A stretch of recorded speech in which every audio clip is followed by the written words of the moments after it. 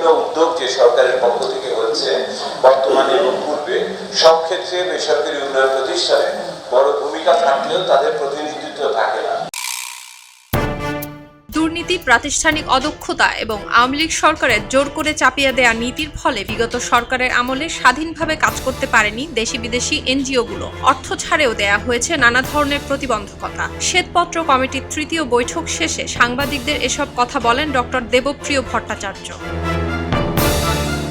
দেশি বিদেশি এবং স্থানীয় পর্যায়ে ৭৮টি বেসরকারি উন্নয়ন সংস্থার প্রতিনিধিদের সাথে সভা শেষে ডক্টর দেবপ্রিয় বলেন, বিদেশে অবস্থানরত বাংলাদেশি দূতাবাসগুলো থেকে যথাযথ সহায়তা পায়নি উন্নয়ন সংস্থাগুলো। এনজিও পরিচালনাকারী প্রধান সংস্থা বা এনজিও ব্যুরো থেকেও করা হয়েছে অসহযোগিতা। পাশাপাশি কার্যক্রম ছোট করে আনতেও নানান মহল থেকে দেয়া হয়েছে চাপ। সাংবাদিকদের প্রশ্নের জবাবে ডক্টর দেবপ্রিয় বলেন, দেশের বিভিন্ন অঞ্চলে এখনো কার্যক্রম পরিচালনায় দেশের শিকার হচ্ছেন অনেক এনজিও কর্মী। সংবিধানে লেখার বিষয় এটা না, এটার বিষয় হলো সরকারের যে সমস্ত নীতিমালা আছে সেই সমস্ত নীতিমালায় অনেক ক্ষেত্রে এগুলি উল্লেখ থাকলেও এগুলোকে নীতি সমর্থন দেওয়া, আর্থিক সমর্থন দেওয়া এবং প্রশাসনিক সমর্থন দেওয়ার ক্ষেত্রে বড় ধরনের ঘাটতি এখানে রয়ে গেছে।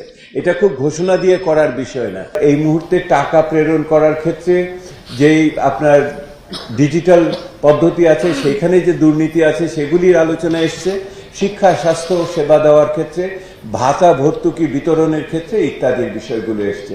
সেহেতু আজকের এই আলোচনা খুবই ফলপ্রসূভাবে হয়েছে। ৭৮ জন আমার প্রতিনিধি উপস্থিত ছিলেন, বাংলাদেশের বিভিন্ন জায়গা থেকে কথা বলেছেন ৬১ জন এবং আরো অনেকেই লিখিতভাবে দিয়েছেন।